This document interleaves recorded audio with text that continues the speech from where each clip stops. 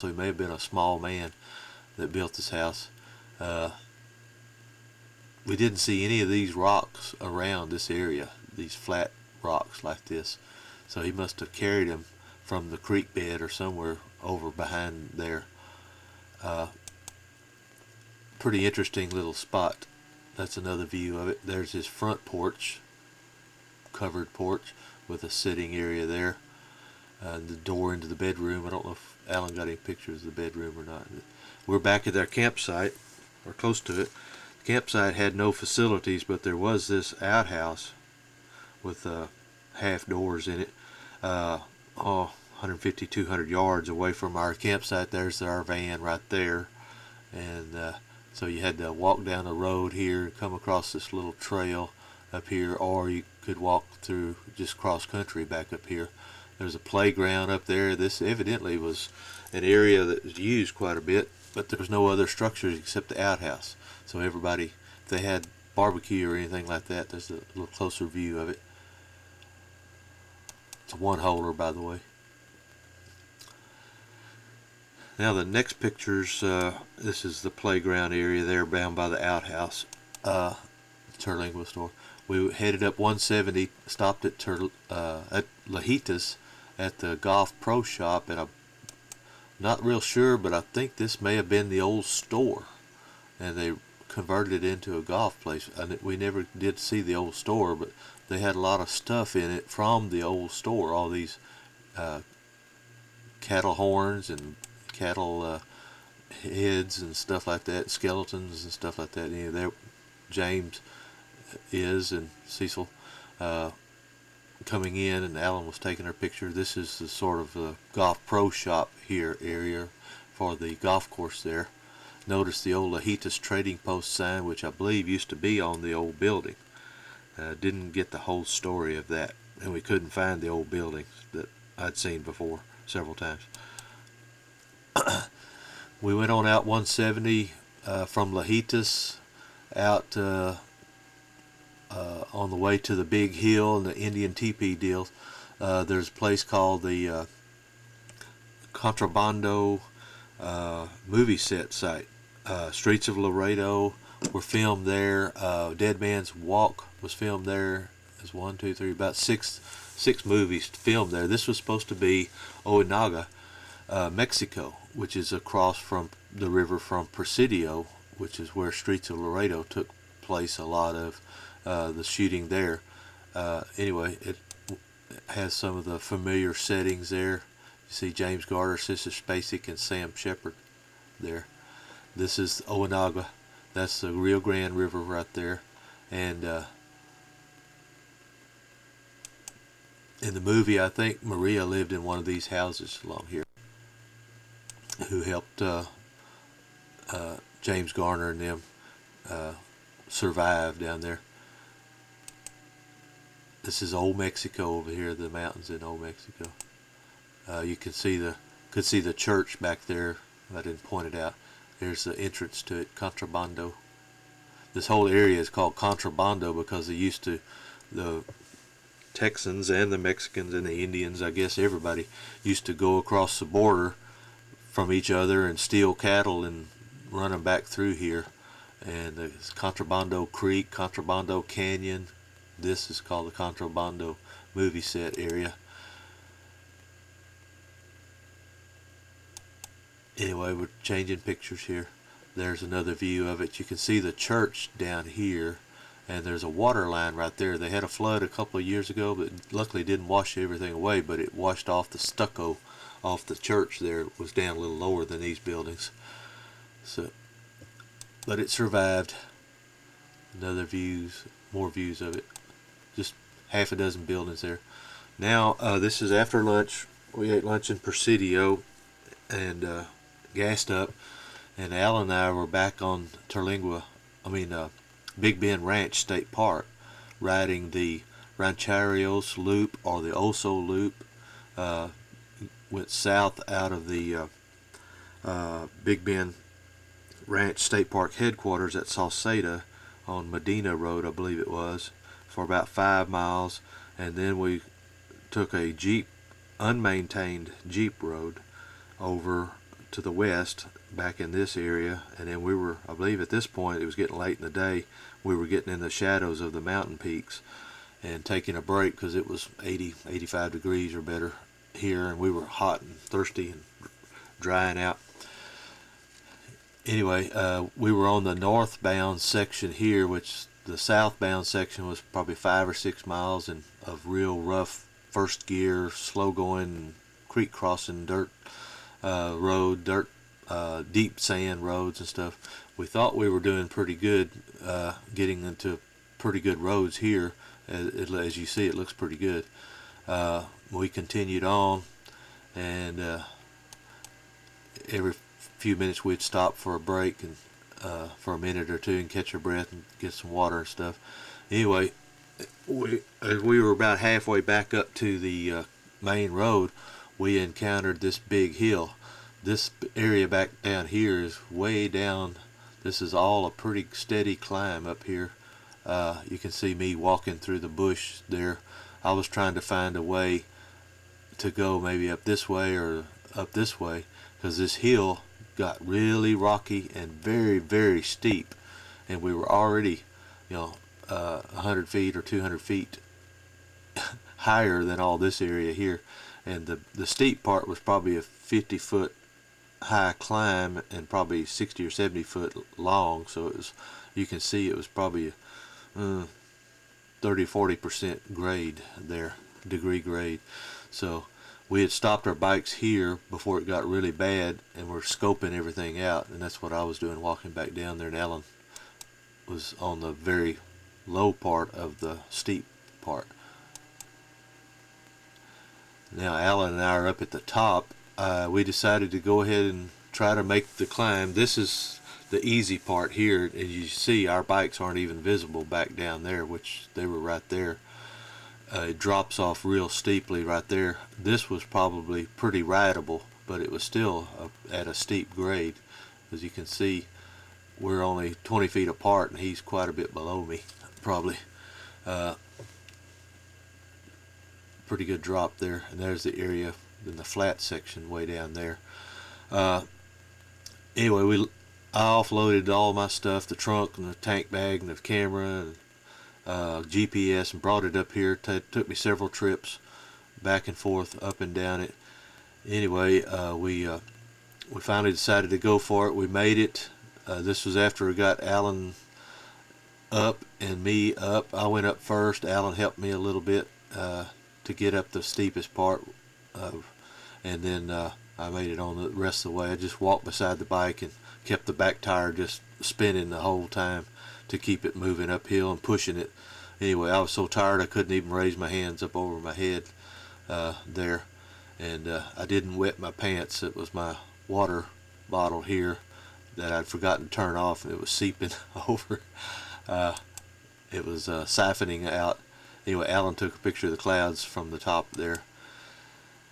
And there's a little bit better view about halfway down, or not even halfway down. This is the part where it really gets steep, and you can still see, you can't see the road there. It drops off so much there, it's so steep. And you get a little bit better view of just how steep this is going back down here. It's sort of intimidating because you're so far up the hill already, and then you run into the steep part. You think if you fall down, you're going to fall all the way to the bottom, but luckily we didn't fall down, didn't even lay it over, and we made it back to the paved road, about, not the paved road, but the main park road, about dark, about 6:30 or 6:40 or 45 or something like that, and drove the 20 something miles back to 170. Went down Bofacillas Road, and which was a shortcut back to 170 from the park entrance, and it turned out to be rough, sandy, hilly, sandy creek crossings, and Alan took a little spill in one of the creek crossings, going a little bit too fast, and he just did an abrupt 90-degree turn right out of the deep sand into a tree that was a bush that was hanging over the creek bank there. Didn't hurt anything, but scared us pretty bad. And then we rode Highway 170. rode about 30, 35, 40 miles an hour because so many blind spots with the hills and the javelina crossing the road, and we were afraid of deer and mules or donkeys and stuff.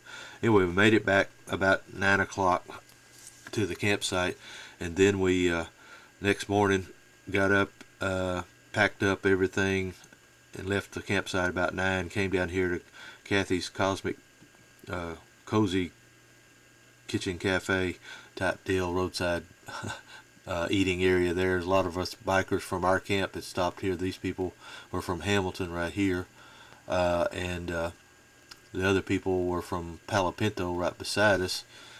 No, they weren't with us there. They were in our campsite. There was some other people from the camp there, and there's James waving at Alan and Cecil.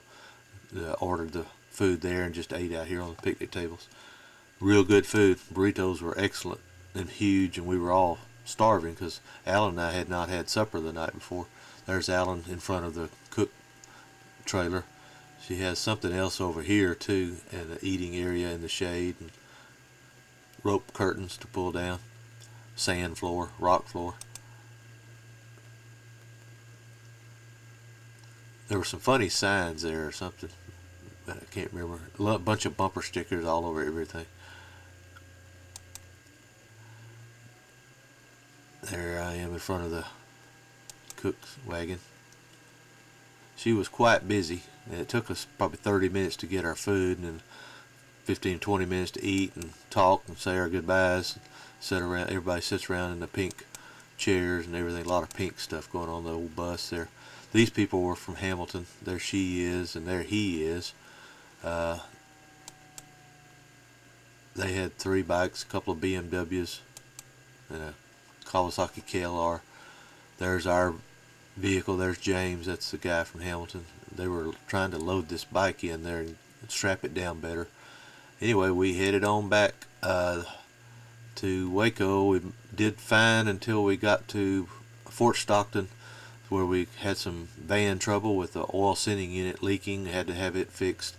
And then we had another problem with the throttle position sensor that was killing the van. If I let off on the gas, it would just die, or if I tried to mash down on the gas too far, it would bog down and die out. So it was about 8 o'clock.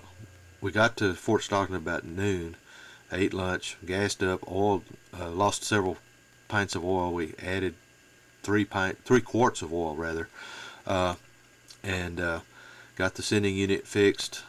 Alan and I pretty much fixed the throttle position sensor with Gilbert's help there in Fort Stockton. Got back on the road about 8 o'clock that night. Made it back to Waco area home about 3:30 in the morning. So quite a long day, but we made it. And that's it. We're back at the beginning.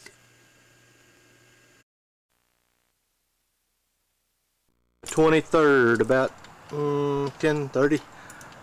Over at Allen's, we're trying to get the trailers loaded up and everything ready to go to Big Bend tomorrow morning early. Allen's making a 4-wheeler out of our bikes. Tying them together at the knuckle busters, knuckle guards. Those things sure come in handy sometimes. Bark busters, Yeah. That's what they call the factory made. Yeah.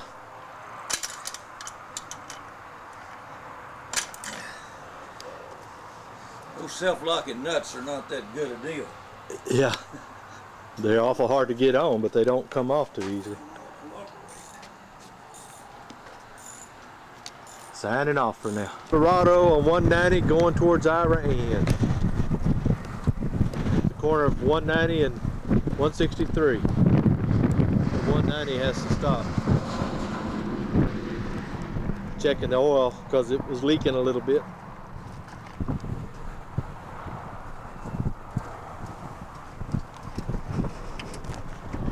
Was it low? Still right where it was. Okay, good.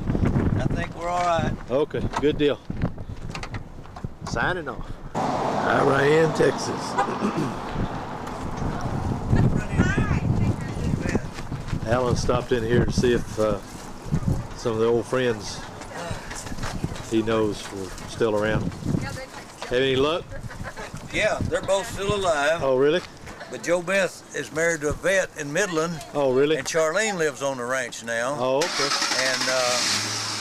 And Joe Beth owned a video store right here. She's had for a long time.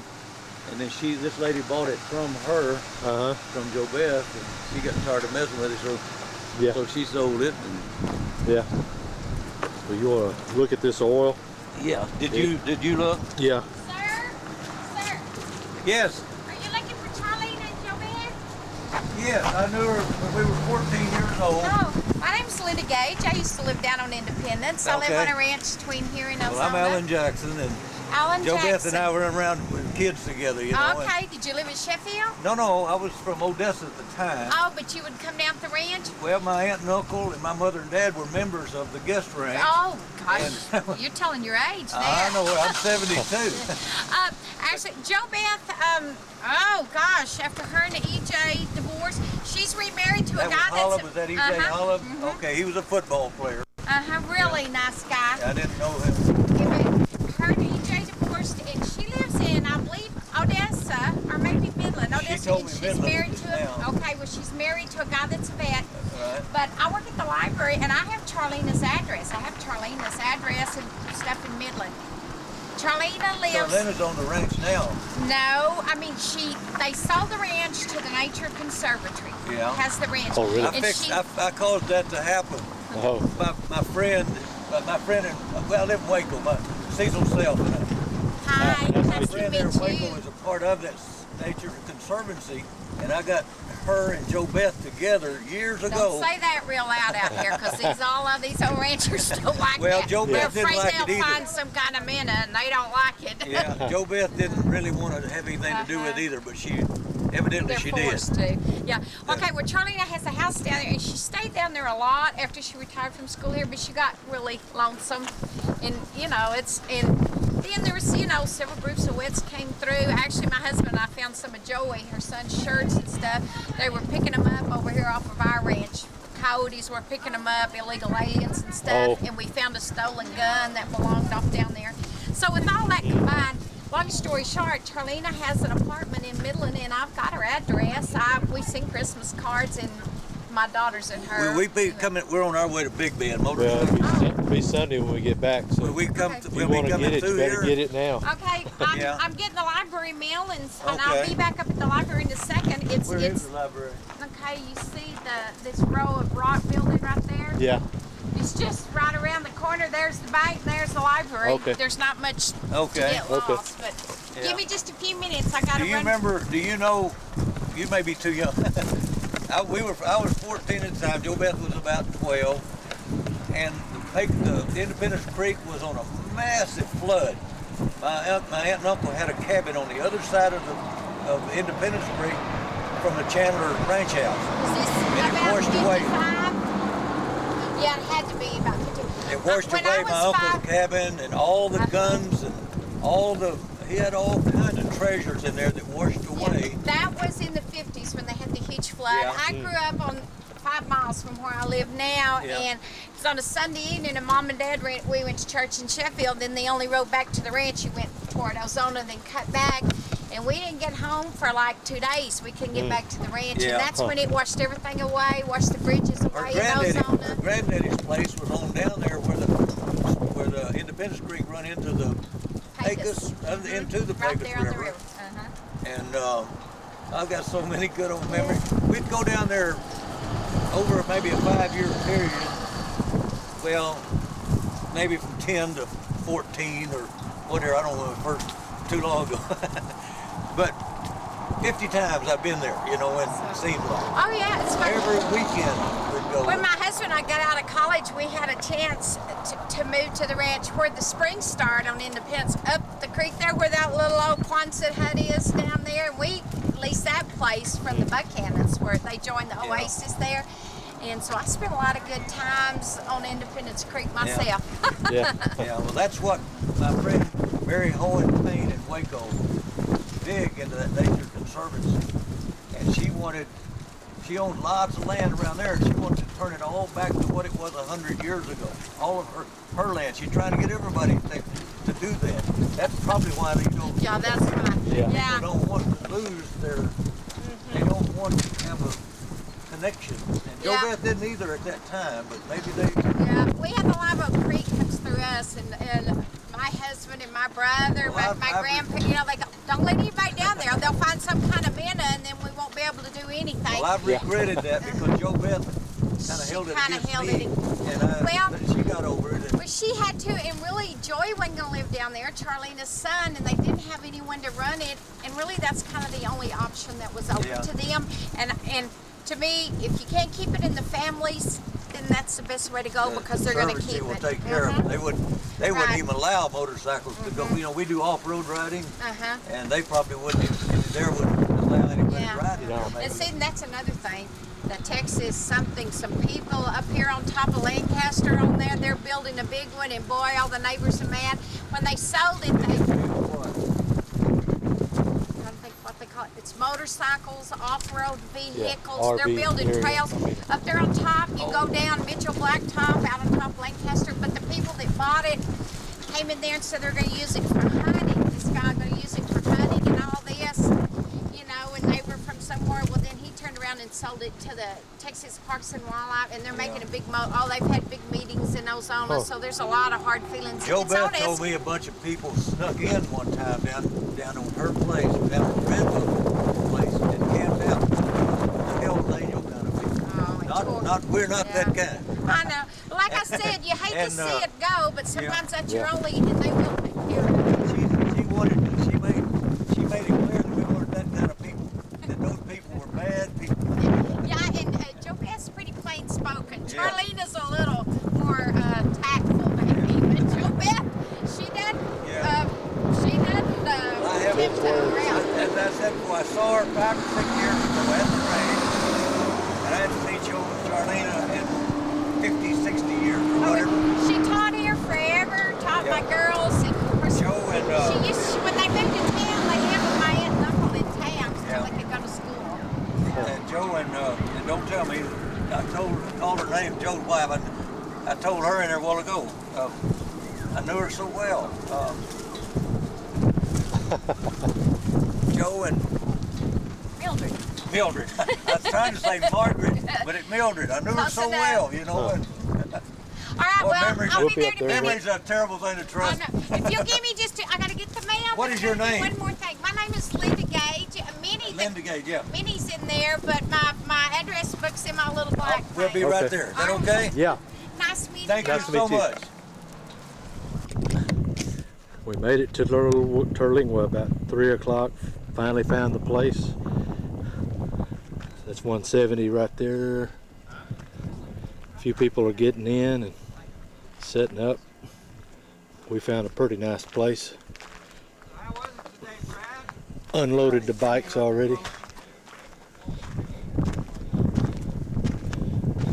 Okay, this is Alan, her husband. Would you just give her a message to call me? There's the outhouse way down there.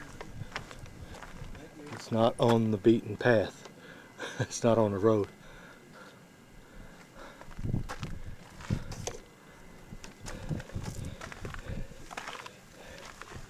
Still got a bunch of stuff in here.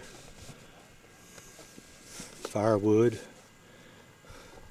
which they've got a burn ban on down here. I don't know if we can use it or not.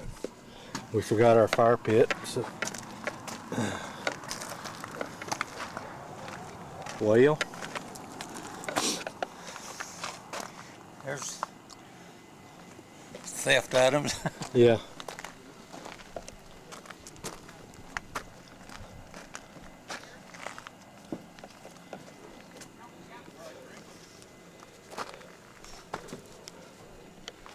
Clear sky. About 80 something degrees. Signing off.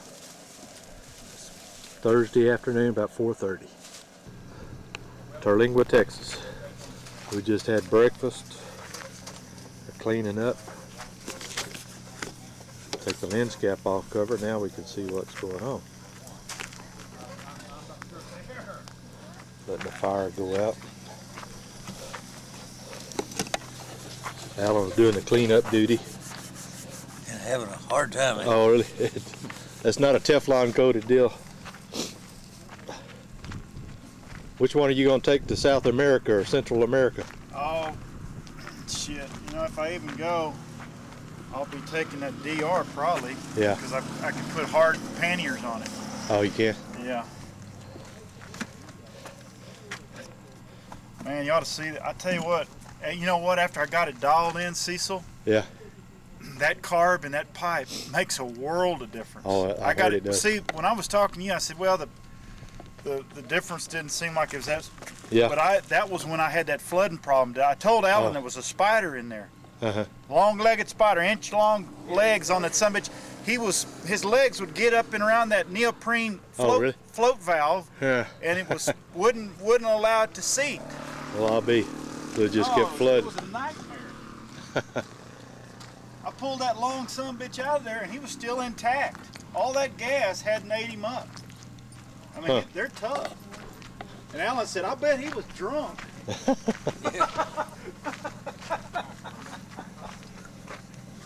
Remember that, Alan? Yep. It's about 10 o'clock, a little after. We're loaded up.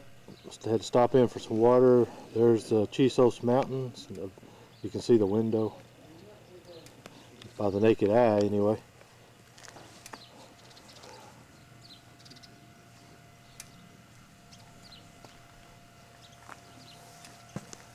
Well, that is one serious gas tank on there, isn't it?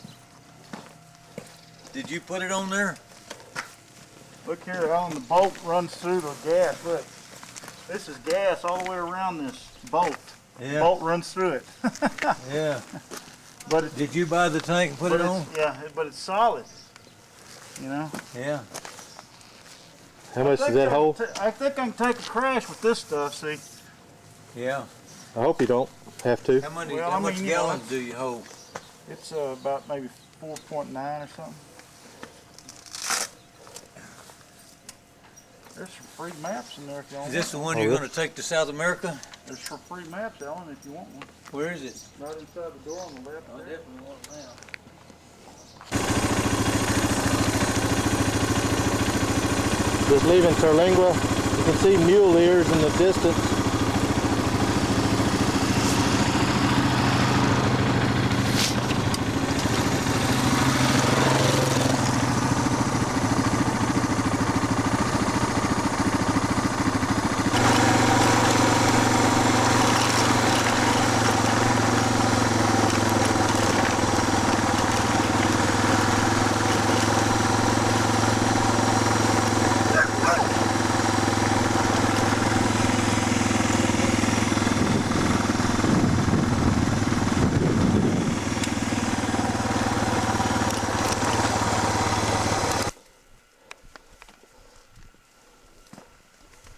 Yeah, that's not a bad map for free. No, but it doesn't give you very many details on dirt roads. Sometimes, you know what? Sometimes there's too many details. I just need Yeah. an overview. There's I'm going to come back out here and look for some property. I'm going to try to... Big Egg Mountain. Boy, we yeah, saw a prop- fossil I yesterday. want to get a piece of property and park my motorhome out here and put a cover Oh. on it like they're doing. There's the And they don't have Chisos. electricity or water. You're just roughing it. Yeah, solar and generators. And not The That's it. worried window. about the Get your rest of the batteries world. out here. mule ear If your over there. power management is good, then you don't need you know 110. North of Terlingua. That rock looks like a bullfrog.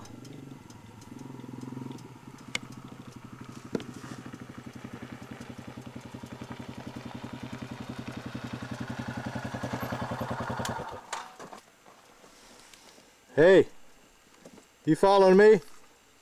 Cecil, Yeah, tell me that ain't a big, big bullfrog right there. that's why I stopped. I got to get a picture of that. The mouth, the eyes. Yeah. See if he notices a bullfrog. Okay. I didn't know if you would notice it or not, but it just struck me. I said, man, it looks like the eyes and the That is mouth and the absolutely. belly.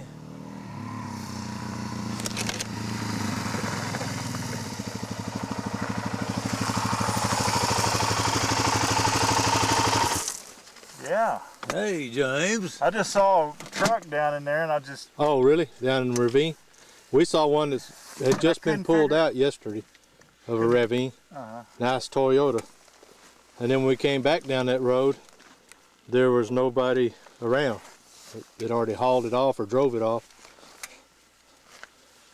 this one was moving. Oh, Yeah, I was just wondering where the road goes, but oh, up there, I don't know if you saw that where it went like that. Mhm. But then there was a little red deal that pink pointed. arrow. So I think we're okay. Yeah, we're on the right road. Yeah. I'm following the map that I have, plus the GPS to make sure I'm... Hey, Alan, you got an oil leak. Huh? Looks like you got an oil leak. Coming out of your, where your safety wired, your Filler. cap, it looks like. Either that or he's just... Oh, it is leaking in it. Leaking out of a tire? No, it's leaking out of your motor. Yeah, I noticed a little dust collected on it yesterday. Was that wet like that when you left? No, it wasn't. Oh, it's coming out of your, either out of your filter cap or your oil filter. It looks like it's maybe coming out of the oil filter. That's what it is. I see Wire. a It's trail. supposed to be a sealed screw. Sure enough, I'll take that out right quick. Sealed screw. What did it back off? I think it's the oil drain. I wondered about that at the time when I did it, but I know I've got plenty of oil in it, so I'll just take the wire out of it.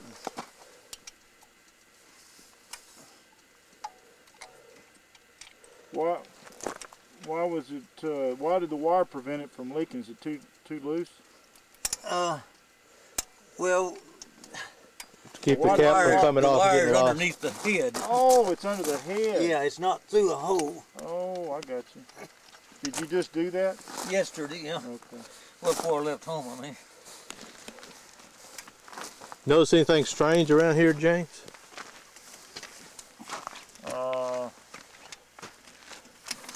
It's really out of place for this area.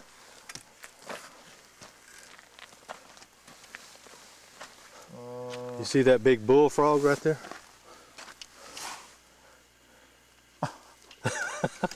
I saw it and I stopped and I didn't say anything to Alan. He said, "Tell me I'm not seeing a giant bullfrog over there." Damn, that is a Like the belly and the I'll be mouth damned. and the eyes. That's perfect. I'm gonna get a picture of that. Who saw that, Alan? I did first, and then Oh. Yeah, Alan stopped. he was stopped. He saw it just as he drove up. Well, He who said, saw it for a bullfrog though? I did, I and did Alan too. both. Man, you got an imagination. Well, rock house.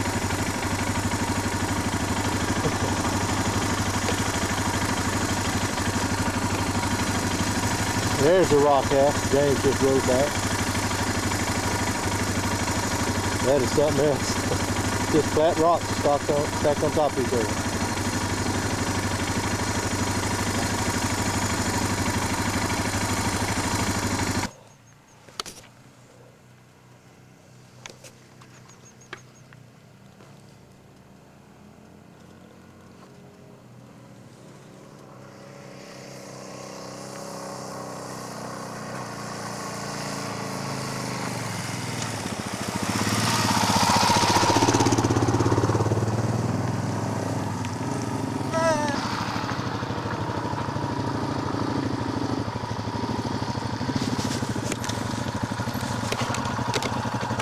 You recognize this place? Yes, Okay. we were here yesterday. Yeah, we went down that road and came back. Yeah, I recognize this. Went down that way and came back. Came this way and went back that way. I saw a big old cactus back there a while ago, about that big around. I'd love to have that thing at home. It's Well, round go and get it. short. Go get it. Put it on the back of your bike. That's the kind of used to. You could pull them little red berries out of it. Oh, and eat yeah. 'em. Oh, that was good. I wonder what that bottle is there for. Probably water for somebody that gets thirsty. And, Yeah. It looks like Maybe. it's empty. well, there might be a $100 bill in it for somebody Yeah. that needs some money. I think I'll be drinking water while we're That's hen egg. A creek down in there, isn't it? Yeah. We'll go down on part of the branch of it and cross it down here in just a little bit, a mile or so. There's the Chisos Mountains again.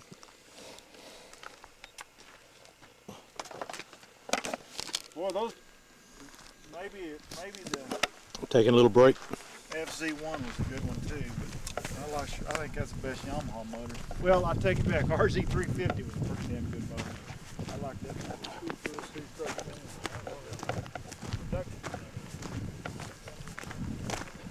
It's the road we just came up. I think Alan and I rode that little road right over on the ridge over there, which goes back down in these badlands that we came through.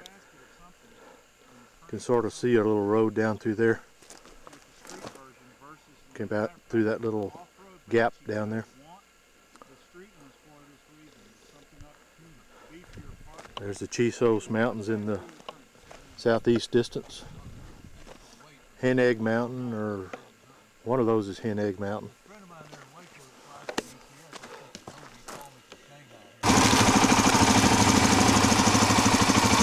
I think this is called Rock Draw. Rock Draw?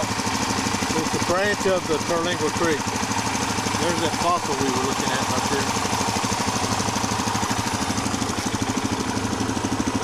It's like a rock dam across there almost. Well, you still see that waning moon over there on the horizon. Peak Road. It's that Hermanson Peak up yonder.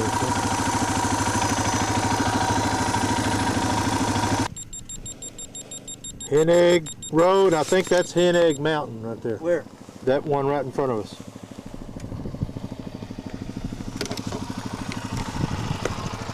I wonder how they get this name. It looks just like a hen egg. Oh, well, sure. You see that bullfrog? Yeah. Bullfrog Cliff. If I ever this. We're at the end of Hen Egg Road. Huh. And the GPS is right. I lost my visual, but Yeah. on that little road that we're trying to get to. Well, we got to get up out of. You get down in these bottoms and you can't look. You almost have to climb up to look out. Yeah.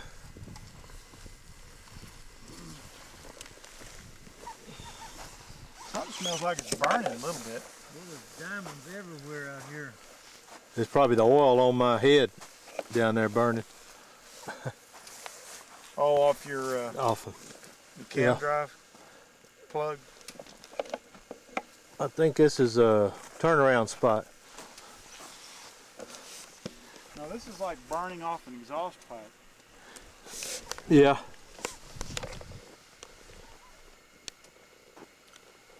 I don't see any on mine. I have sure It's mine. skid blade or time or two. Yeah.